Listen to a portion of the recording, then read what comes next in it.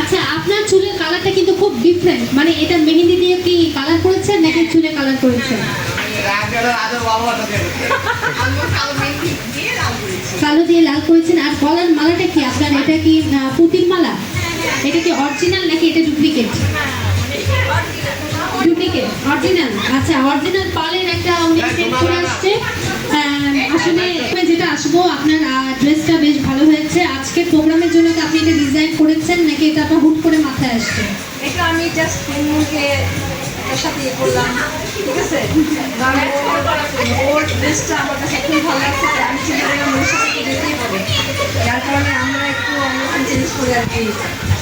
আপনাকে কিন্তু অনেক জোস লাগছে। এই যে আপনি যে অর্নামেন্ট যেটা পরেছেন, এটা হচ্ছে আপনার কানের গলার সেটটা আসলে আপনার ড্রেসের সাথে অনেক লাগছে।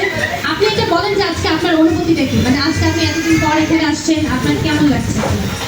আমার এখানে আসার পরে ভালো লাগছে, ঠিক আছে?